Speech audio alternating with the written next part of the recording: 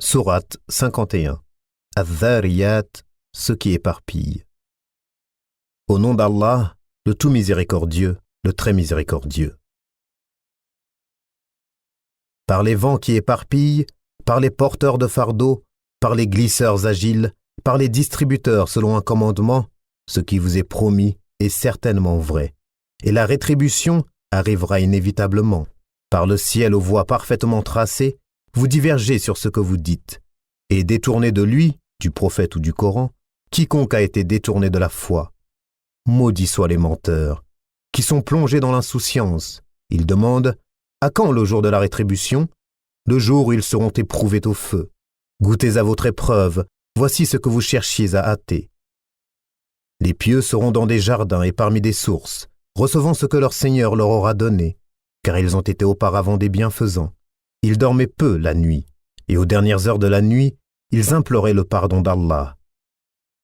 Et dans leurs biens, il y avait un droit aux mendiants et aux déshérités. Il y a sur terre des preuves pour ceux qui croient avec certitude, ainsi qu'en vous-même, n'observez-vous donc pas? Et il y a dans le ciel votre subsistance et ce qui vous a été promis. Par le Seigneur du ciel et de la terre, ceci est tout aussi vrai que le fait que vous parliez. T'est-il parvenu le récit des visiteurs honorables d'Abraham? Quand ils entrèrent chez lui et dirent « Paix », il leur dit « Paix, visiteurs inconnus ». Puis il alla discrètement à sa famille et apporta un veau gras. Ensuite il approcha d'eux. « Ne mangez-vous pas ?» dit-il. Il ressentit alors de la peur vis-à-vis d'eux. Ils dirent « N'aie pas peur ». Et ils lui annoncèrent la naissance d'un garçon plein de savoir. Alors sa femme s'avança en criant, se frappa le visage et dit « Une vieille femme stérile ?» Ils dirent « Ainsi a dit ton Seigneur, c'est lui vraiment le sage, l'omniscient. » Alors Abraham dit « Quelle est donc votre mission, ô envoyé ?»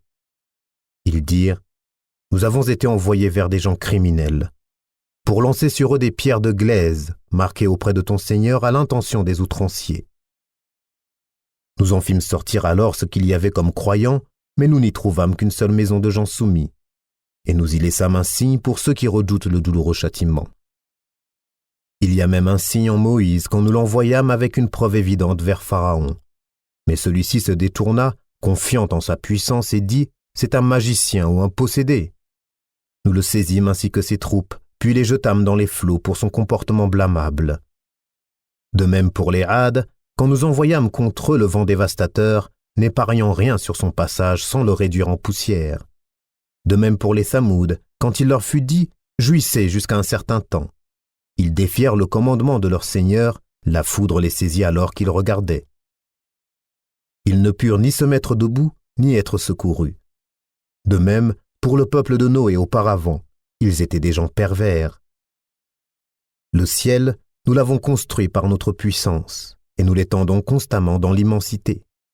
Et la terre, nous l'avons étendue, et de quelle excellente façon nous l'avons nivelée. Et de toutes choses nous avons créé deux éléments de couple, peut-être vous rappellerez-vous. Fuyez donc vers Allah, moi je suis pour vous de sa part un avertisseur explicite. Ne placez pas avec Allah une autre divinité, je suis pour vous de sa part un avertisseur explicite. Ainsi, aucun messager n'est venu à leurs prédécesseurs sans qu'il n'ait dit « c'est un magicien ou un possédé ». Est-ce qu'ils se sont transmis cette injonction? Ils sont plutôt des gens transgresseurs. Détourne-toi d'eux, tu ne seras pas blâmé à leur sujet.